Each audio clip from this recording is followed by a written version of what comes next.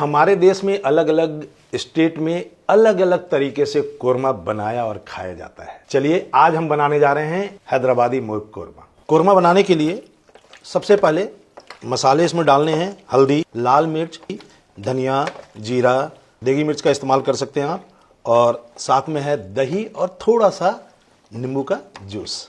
Chicken को अच्छे तरीके से मैरिनेट करना है। और ये जो कोरमा है हमारे देश में अलग अलग राज्यों में अलग अलग तरीकों से बनाया जाता है। कोरमा के बनाने के तरीके, उसमें जो मसाले डल रहे हैं या जो उसकी विधि है उसके अनुसार उसका नामकरण होता है, और इसीलिए कोरमा हमारे देश में सबसे डिफिकल्ट करी मानी जाती है। और आज की जो रेसिपी है कोरमा की, इसके लिए चिकन को हमने अच्छे तरीके से मैरिनेट कर दिया है और इसे हम 1 घंटे के लिए रूम टेम्परेचर पे बाहर छोड़ेंगे। चिकन कोरमा के लिए हमने कढ़ाई में भुना है 35 ग्राम बादाम, ठीक इतना ही काजू है और इतना ही हमने इस्तेमाल किया है नारियल का। नारियल हमने फ्रेश लिया है। साथ में 4 लाल मिर्च का इस्तेमाल किया गया है। 1 छोटा चम्मच धनिया का है, आधा चम्मच इसमें जीरा है, 1/4 चम्मच के आसपास काली मिर्च का इस्तेमाल, और साथ में हमने डाला है तिल और खसखस। तिल जो है वो हमने लिया 20 ग्राम और खसखस है उसका ठीक हाफ 10 ग्राम।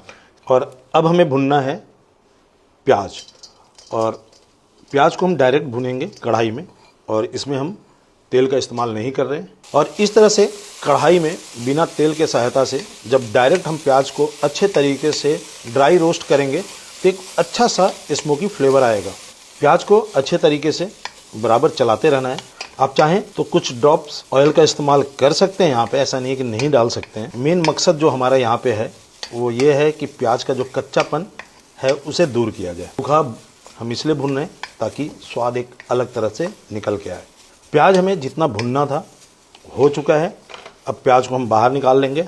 कोरमा बनाने के लिए अब हम लेंगे लगन, डालते हैं इसमें तेल, और तेल हम ले सकते हैं 100 से 150 ml के आसपास। जैसे तेल गर्म हो हम डालेंगे 2 तेजपत्ता, 1 बड़ी इलायची, 2 दालचीनी के टुकड़े, 6 लौंग और ठीक इतना ही हरी इलायची, उसे भी हाथ से हल्का सा खोल देंगे। और लास्ट में आधा चम्मच जीरा मिलाते हैं, जिंजर गार्लिक पेस्ट, और ये हम ले रहे हैं 1.5 चम्मच, और भूनेंगे। आंच को करते हैं स्लो। और अब यहाँ पे हम फटाफट पेस्ट बना लेते हैं जिसको हमने अभी जस्ट कढ़ाई में भुना है और ठंडा होने के लिए बाहर छोड़ा था। मिलाते हैं पानी और लगाते हैं ढक्कन और बनाते हैं एक फाइन पेस्ट, और हमारा पेस्ट बनके तैयार है।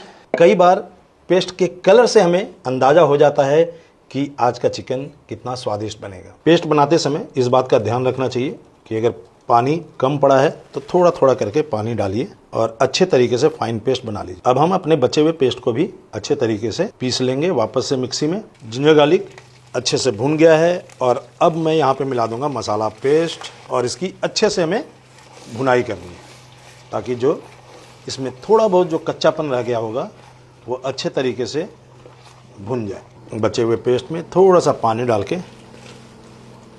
इसका भी यूज हम कर लेंगे। कोरमा के नामों का अगर मैं अलग अलग उल्लेख करूं तो दानेदार कोरमा, मावे का कोरमा, मेवे का कोरमा, मसाले का कोरमा, कूटे मसाले का कोरमा, बेमसाले का कोरमा, बादामी कोरमा, जाफरानी कोरमा, इस तरह से कई सारे कोरमा होते हैं। और मसाला पेस्ट को यहाँ पे हमें अच्छे तरीके से भुनना है। इसमें बादाम है, काजू है, जो कि सीधे जाके पेंदे पे चिपकेगा, तो आपको बीच बीच में उसे चलाते रहना है और साइडों से भी अच्छे तरीके से चलाते हुए भुनना है ताकि पूरा पेस्ट अच्छे तरीके से बराबर तरीकों से भून के निकले। आप देख सकते हैं तेल स्प्लिट होके मसाला पेस्ट के ऊपर अच्छे तरीके से निकलने लग गया है। थोड़ा और भुनेंगे। यहाँ पे एक बात पते की, हैदराबाद का जो सालन है इसी पेस्ट से बनाया जाता है, और इसके अंदर में कुछ और मसाले जोड़े जाते हैं, साथ में डाली जाती है इमली और गुड़। मसाला भुनते भुनते एक स्टेज आएगा जहाँ पे मसाला अच्छे तरीके से पेंदे में चिपकना छोड़ देगा और उससे तेल निकल के बाहर आने लग जाएगा, और आपको लगेगा कि जैसे आप हलवे की तरह मसाले को भून रहे हैं। ये देखिए पेंदा छोड़ रहा है। ये भी एक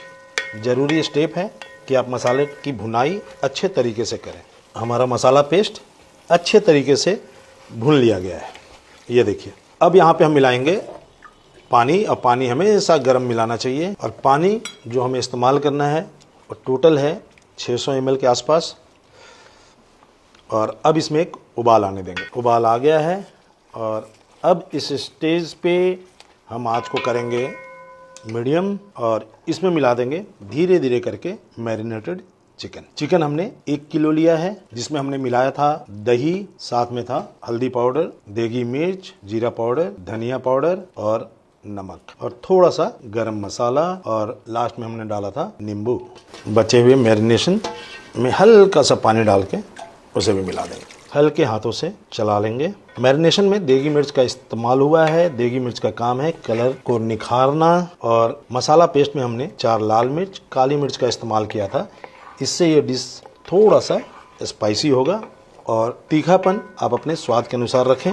वापस से अब आँच को हम हाई फ्लेम पे ले जाएंगे और हल्के हाथों से चलाएंगे। यहाँ पे दही है, इस बात का भी ध्यान रखना है, फटना नहीं चाहिए, तो उबाल आने तक हल्के हल्के हाथों से चलाते रहेंगे एक ही डायरेक्शन में। चिकन कोरमा की रंगत आप देख सकते हैं, काफ़ी प्यारा दिख रहा है और जैसे जैसे पकेगा और ज़्यादा निखार आएगा। मैं कुछ हरी मिर्च ले रहा हूँ, हल्का सा स्लीट करके ये मैं डाल दूँगा।